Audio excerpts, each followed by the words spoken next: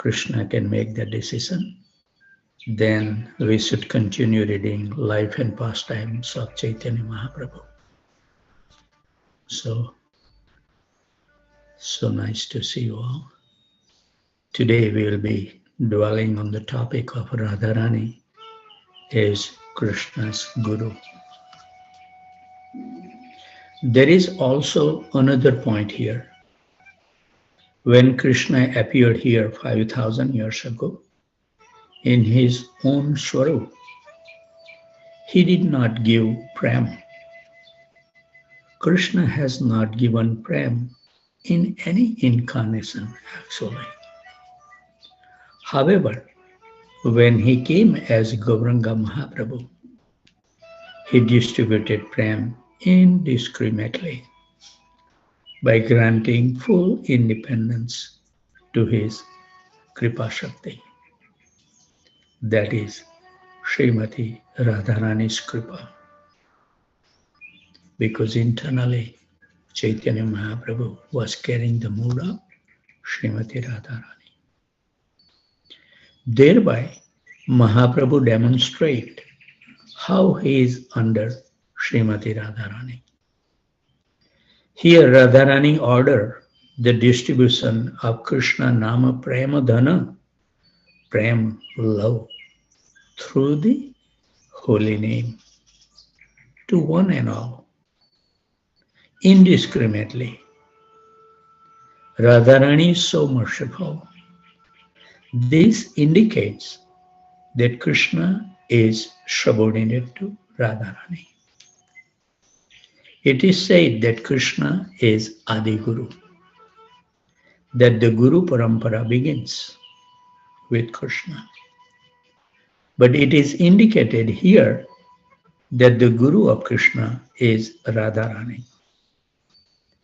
In Chaitanya Charitamrita, Krishna himself states Adilila 4.124.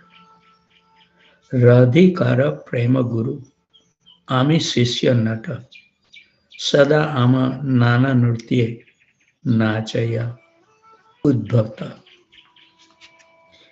Quote, in loving affairs, Radharani is my Guru and I am her disciples. I dance according to the directions of my Guru. Ami Sisya Nata. Nata means a dancer, theatrical performer. Quote, in this loving affair, the distribution of Prem, Radharani is my Guru. I'm her disciple. I'm dancing according to my Guru's directions. It is Radharani's order to distribute Prem through the holy name. How important it is, holy name is. Never underestimate or minimize the importance of holy name.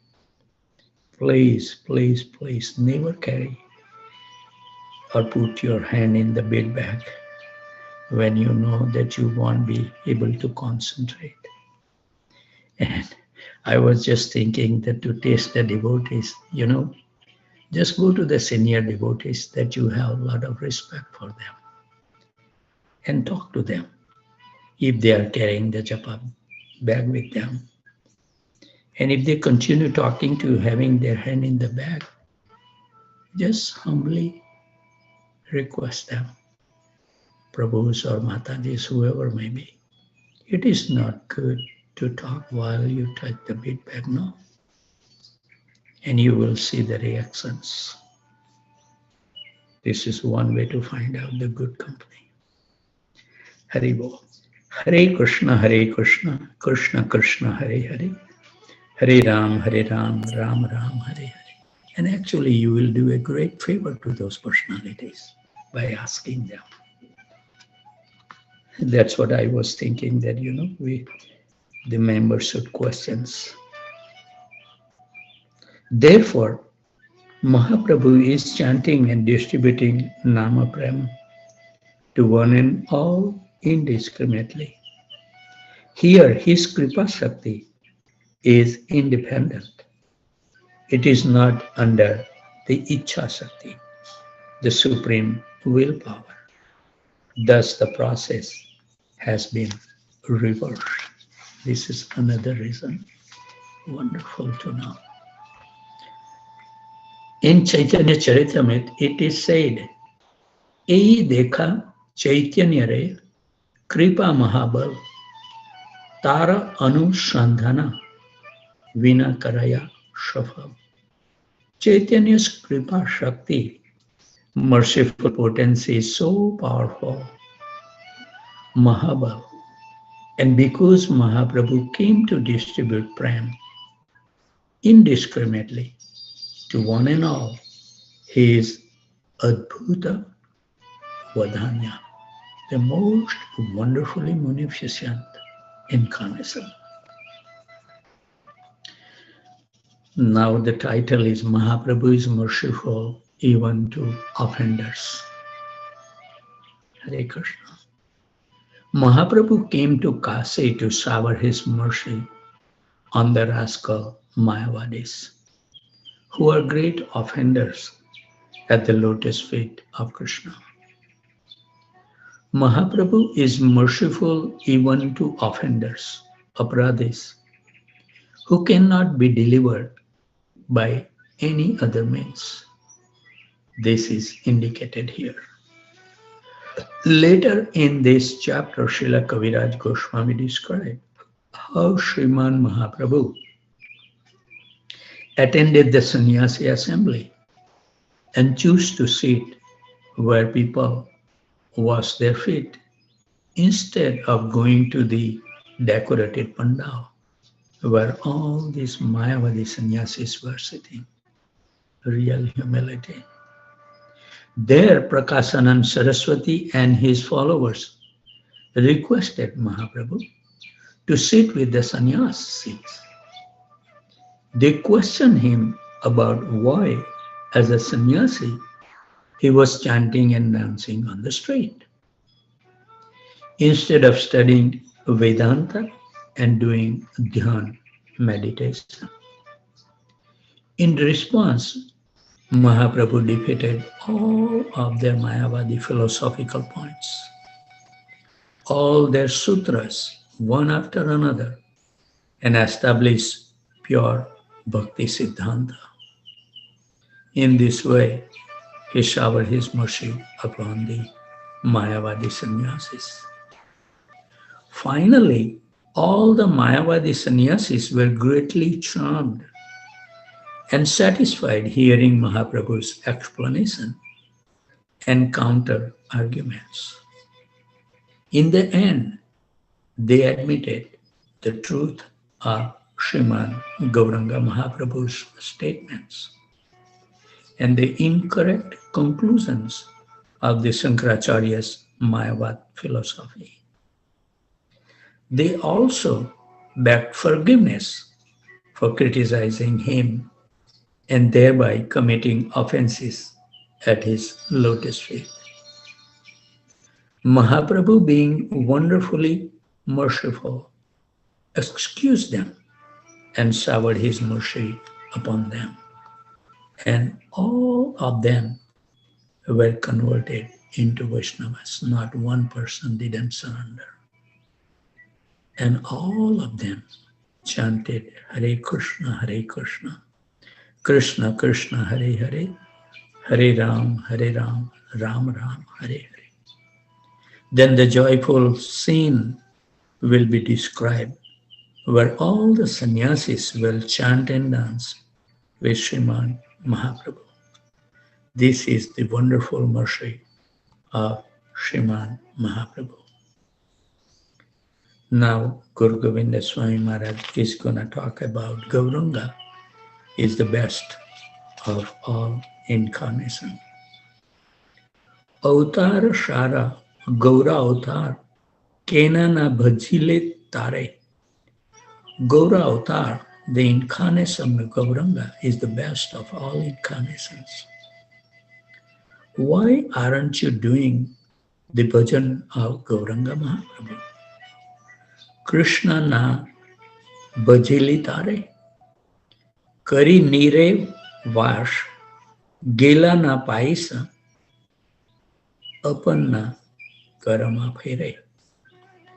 There is a line in an English poem, water, water everywhere, but not a drop to drink. That means, although a man is thirsty and is surrounded by water, still he cannot quench his thirst. Kari nire vasha, gelana paisa, apana karma fere. The rascal Mayavadis were so unfortunate. Mahaprabhu unleashed a flood of prem. Everyone was drowning in prem, but they could not immerse themselves in its flow. They could not quench their thirst. Kari niravash kelana paisa, apanna karama fere. But when Mahaprabhu showered his mercy on the Mayavadis, then they could drown in that flood of prem. So this is the wonderful mercy, wonderful munificence of Sriman Mahaprabhu. This is why it is said that Sriman Mahaprabhu's incarnation, Gaura Avatar, is the best of all incarnations. Everyone should come to the fold of Sriman Mahaprabhu.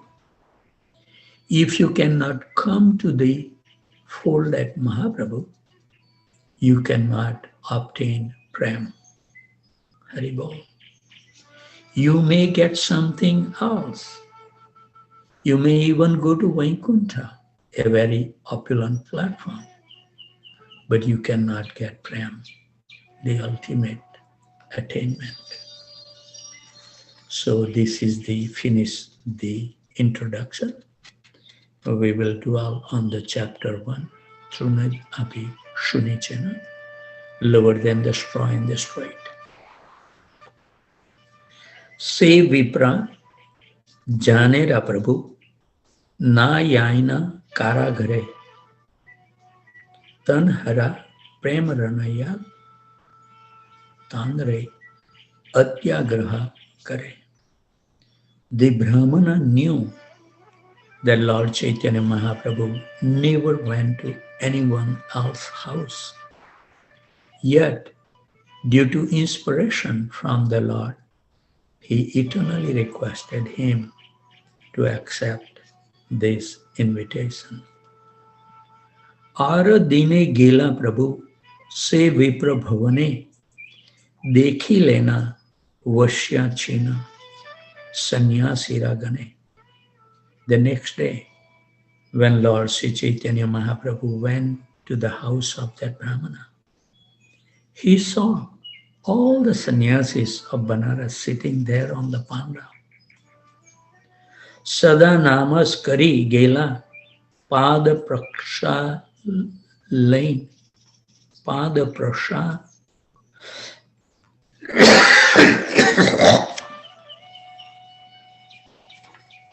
pada prakasalana kari vasila saithane. As soon as Sri Chaitanya Mahaprabhu saw the sannyasis, he immediately offered obeisances. And then he went to wash his feet. After washing his feet, he sat down by the place where he had done so, where he washed his feet. By offering his obeisances to the Mayavadi sannyasis, Sri Chaitanya Mahaprabhu very clearly exhibited his humbleness to everyone. Vaishnava must not be disrespectful to anyone. To say anything of a sannyasi, Sri Chaitanya Mahaprabhu teaches amanina manadena. One should always be respectful to others but should not demand respect for himself.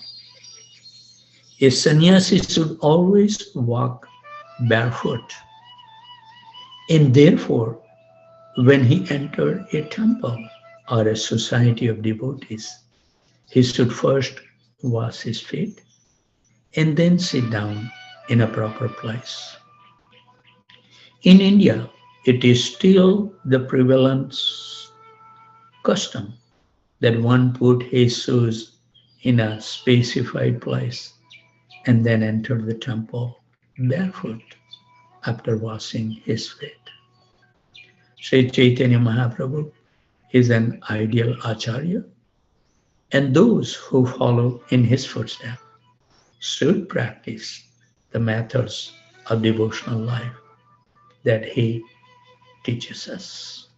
And that's the reason at Houston Temple we have two sinks provided near the shoe area.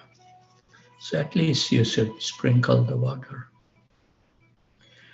Vasiya Karila Kichu Aishwarya Prakash Mahatejo Maya Vapu Koti Suryabhas. After sitting on the ground, Chaitanya Mahaprabhu exhibited his mystic power by manifesting an effulgence as brilliant as the illumination of the millions of suns. Haribol. Sri Chaitanya Mahaprabhu, as the Supreme Personality of Godhead, Krishna, is full of all potencies. Therefore, it is not remarkable for him to manifest the illumination of millions of suns. Lord Sri Krishna is known as Yogeshwar, the master of all mystic powers. Sri Krishna Chaitanya Mahaprabhu is Lord Krishna himself. Therefore, he can exhibit any mystic power. I think we should stop here and we should read from Srila Prabhupada life, Srila Prabhupada Lilamrita. We are on the volume number 5, chapter 2. No one listen. No, I will build a wonderful temple for you. That's now chapter 3 we started. Sorry.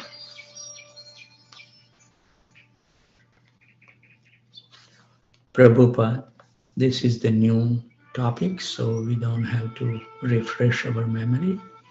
And I don't think anybody remember what we did yesterday, unless some sutadhar can tell me. We are so dull-headed, accept the fact. We are so fallen. All our intelligence goes toward the materialism, that's all.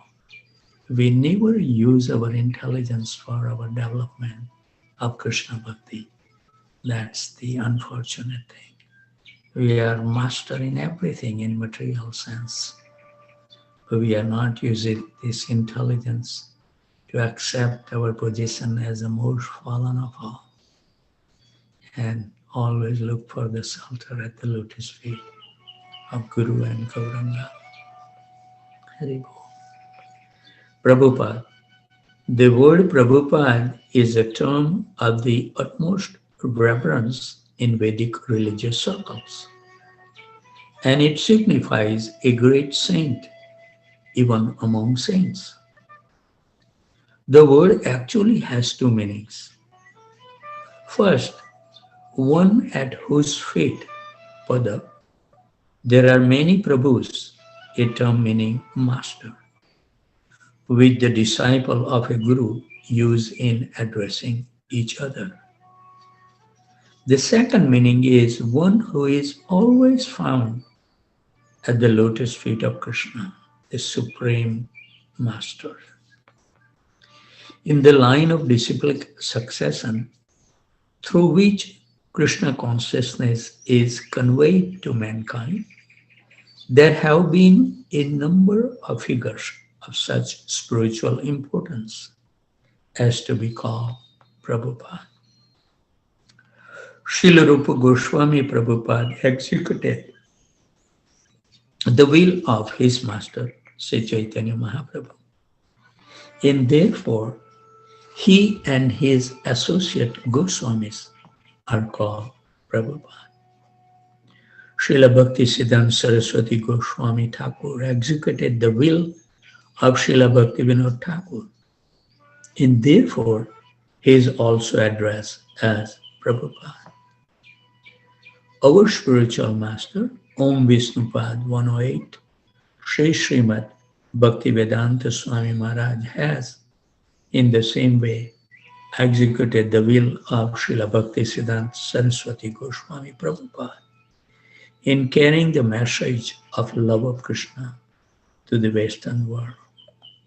And therefore, we American and European humble servants of His divine grace from all the different centers of the Sankirtan movement have followed in the footsteps of Srila Rupa Goswami Prabhupada and prefer to address His Grace, our spiritual master, as Prabhupada.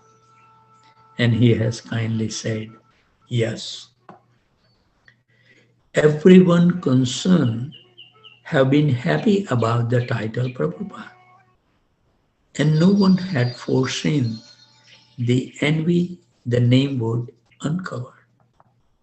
How could Prabhupada compete for the honor due his own spiritual master? He was fixed as the humble servant of his spiritual master.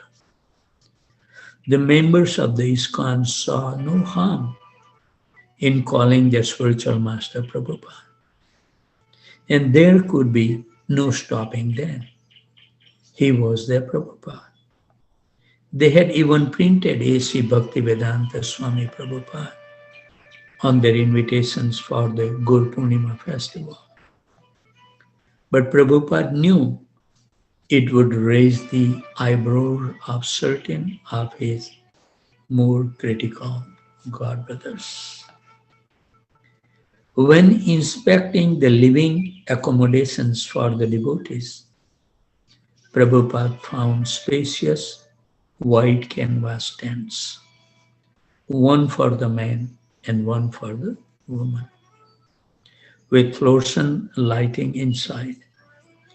A large pandal tent stood in the center of the other tents, and a small tent in the rear served as kitchen. Immediately surrounding a small compound were rice fields. The ground, therefore, was slightly moist, and the wet fields bred large mosquitoes, which emerged at sunset.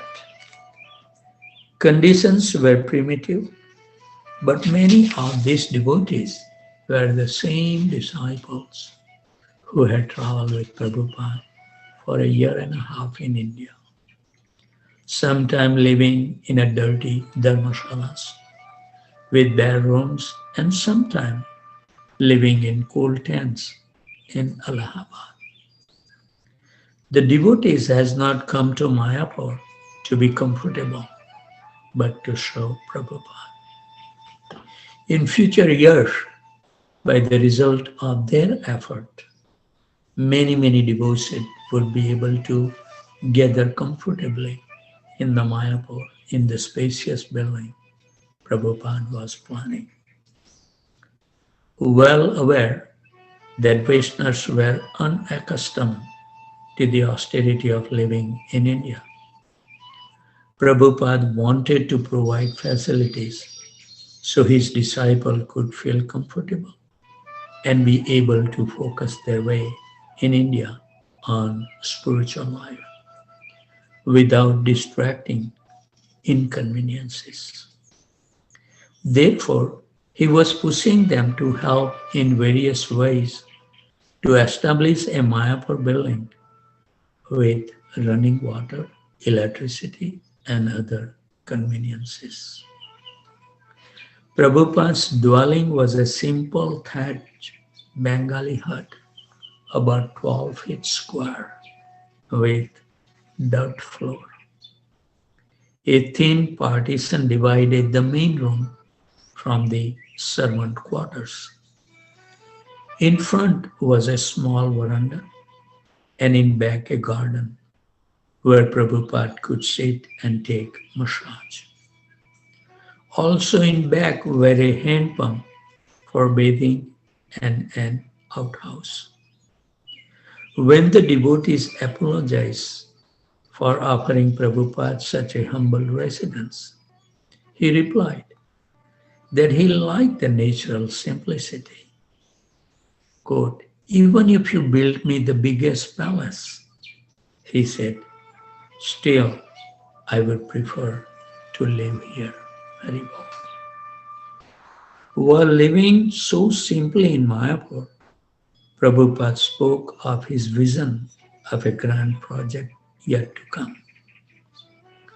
Although the deities of Radha Madhava, whom he had worshipped at the 1971 Earth Kumbh Mela in Ardha Kumbh Mela in Allahabad, were installed in a tent, he spoke of a marble palace. He also spoke of first-class accommodations for the guests and devotees, although as yet he had little to offer. Living simply and happily in his thatched hut, he gathered his disciples together and told them of his plans. At his request, devotees has built a small model of the proposed first major building, and there were also drawings of the proposed temple of human understanding. He wanted to build a Mayapur city, he said, with quarters for each of the four social classes of the Varnashrama institution. Tatpara Prabhu is explaining in his own word this incident as follows. When Prabhupada would go to the Western countries, he would be interviewed by many great persons. Excuse me.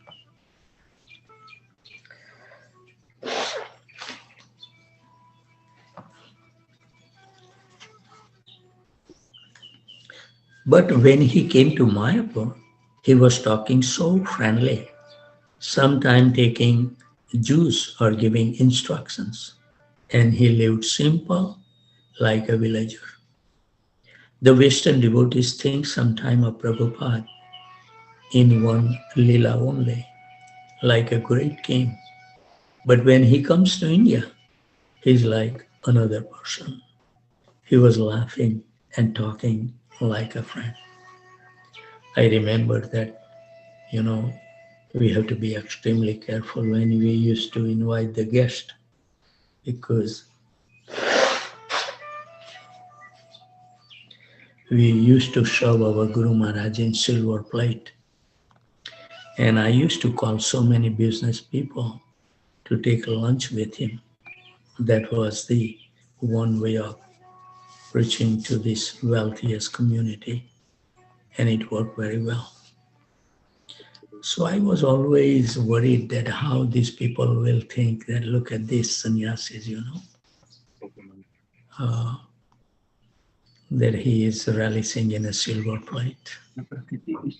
So I think at that one point, reading my mind, I guess, Guru can read our mind very easily.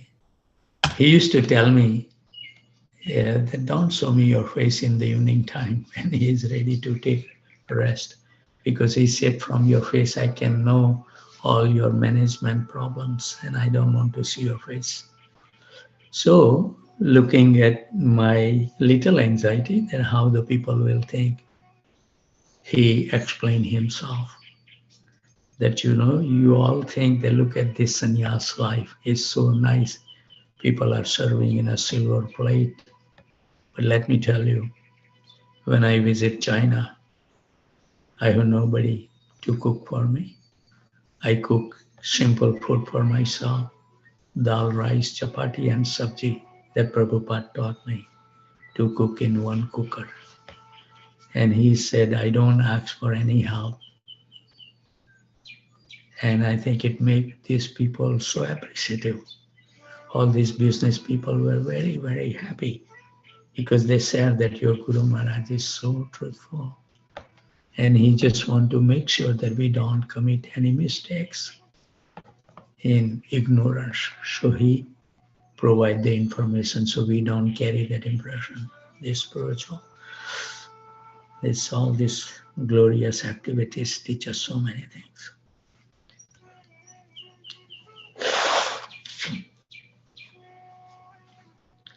So Bhavananda Maharaj is explaining this in his own words as follows. 6, 12, 3 more minutes, okay. In his straw house, Prabhupada sat on a bamboo platform. There was a bed and some mats on the floor. That was all. He was happier there than anywhere else. We put a fan in there too, and Prabhupada liked it. He liked it because it was so simple. There was an outhouse where he didn't mind it at all. He was relishing everything. At that time, he made Japa and me coordinator of the Mayapur. He made 4 shiners on the checking account for the building constructions. Ribo, to keep this thing very clear and spotless. For the construction project, I never sign any check signed by Arun Kothari on behalf of the temple. I never touched the money from the hundi. It was collected by someone, counted by someone, and deposited by someone. Remain very clear. In India, just to open up an account is very difficult. We were seeing that part of Prabhupada where he was very strict because he knows the difficulties you can run into. If you don't fill out the proper forms, the bank can even keep your money. Or you may want to close your account and they won't let you. Our mood was played out. We were babies. So Prabhupada was training us in keeping accounts and management properly. And I feel very fortunate that I was been able to get personal training for my Guru Maharaj, who got the training directly from Srila Prabhupada. And it's not for 1 year. I work under Tamal Krishna Maharaj for 10 years, 1 decade. Haribo. So nice to serve those personalities. You can learn so many things that you can never learn from the book when you associate with these great personalities. So it's already 6:15. Now time to chant the holy name again. It is so relishable to chant the holy name once we get little taste for it. That's all we need to have, little taste. So we will continue chanting until 6:55 a.m. Thank you very much for joining. Hare Krishna.